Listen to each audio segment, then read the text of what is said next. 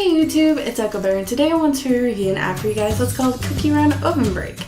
Now before I get into talking about the fun stuff that you can find within this game, let's get through some of the serious stuff. So Cookie Run Oven Break is made by Dev Sisters, and the first version that I can find of it being released was on September 26, 2016. And as far as genre goes, this is pretty much like a mix between an Infinite Runner and a Mario Kart-esque racing game. So let's get to talking about it. So this whole game is based off of what if the little kid's fairy tale, the little gingerbread man, was blown up into an Infinite Runner racing style high score game. Now that sounds insane in concept, but it actually makes a lot of sense. You start out as essentially a little gingerbread man, and you have to escape from the witch's oven.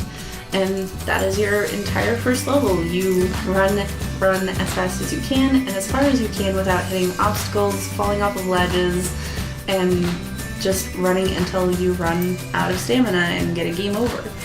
And you try to get as high a score as you can within that time. And that's the entire game at a really basic glance. But this game is so much more than that. It pretty much has like Grand Prix-esque levels. Like that first level, it pits you against I think 12 other players. You have to try to get the highest score within the time limit.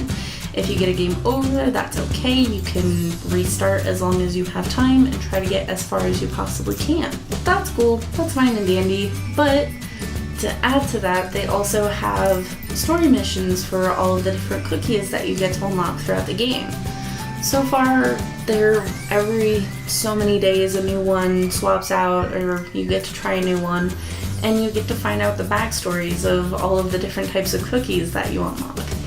You pretty much unlock like generic boy cookie, generic girl cookie, then you unlock like strawberry cookie, cheesecake cookie, a Dr. Frankenstein-esque cookie, a punk rocker gingerbread mustard cookie, a Iron Man-esque cookie, a Sailor Moon Princess Luna looking cookie. Like, these cookies get ridiculous, but they're all kind of connected to food in their own weird and silly way. It's ridiculously creative and interesting and super duper fun to play through all of their story missions. So as you go and play through all of these Grand Prix-esque levels, I need to swap bracelets because they're jingling together too much. You collect, as you go through all these Grand Prix-esque races, you start to collect a bunch of different trophies. So as you get so many trophies, you unlock the next world. So land 1, land 2, 3, 4, etc., until you get to the champion circuit. So that is just ridiculously fun way of progression. You have to keep bettering yourself each time you go through it. You have to make sure that you're leveling up the right cookies, using the right cookie combination. Because right now I have like the Dr. Frankenstein cookie, the Luna cookie, and then like a little wasabi octopus thing that turns into like a big kaiju monster thing and destroys everything in its path. And that combination works out really well for me. I know other people who use like the Sailor cookie with a ninja cookie and stuff like that. I sound insane talking about cookies like this, but it's true, and you'll see it over here. But a really big motivation for continuing on with this game is to be able to see these like newer and more difficult levels. It's also balanced really well so that people aren't like using the very high level stuff in a lower level category. Like me, where I am currently, I can't go back to level 1 and just absolutely wreck everybody because my cookies have more stamina, I have more abilities, etc., etc. It keeps the playing field very level and very fair so that people, even if they do dump a lot of money on this game, are pushed past everybody else who just goes through the game organically.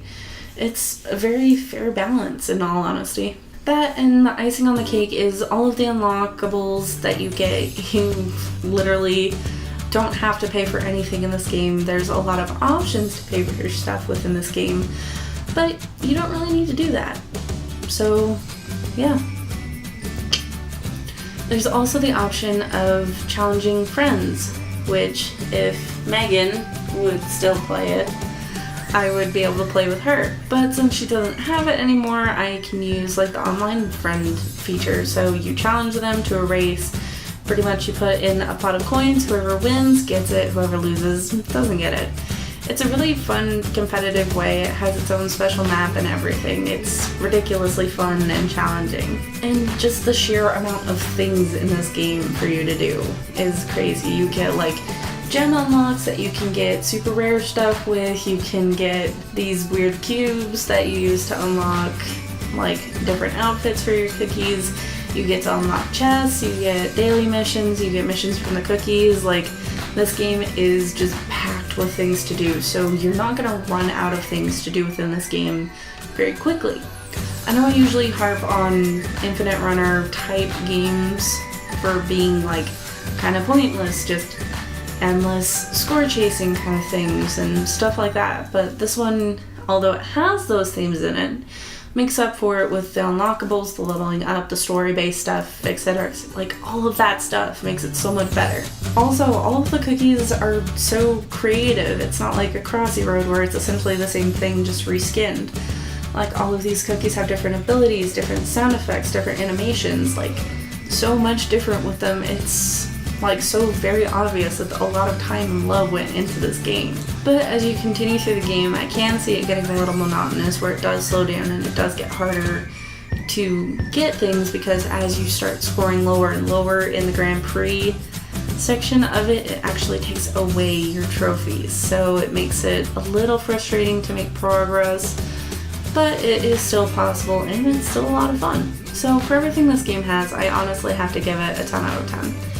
There's really not anything I can fault with it. It's so much fun. I've played it addictively for the past month, and I've honestly been putting off reviewing it for the past month just because I kind of lose motivation to play games after I've reviewed them, and I wanted to play this one for a really long time. But anyway, I highly, highly, highly recommend this game. I want you guys to come play it. Make sure you guys stick to the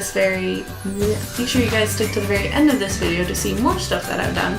Make sure to leave a like and comment down below. It really helps the channel. And I hope you guys all have a lovely day, and I'll see you in the next video. Bye!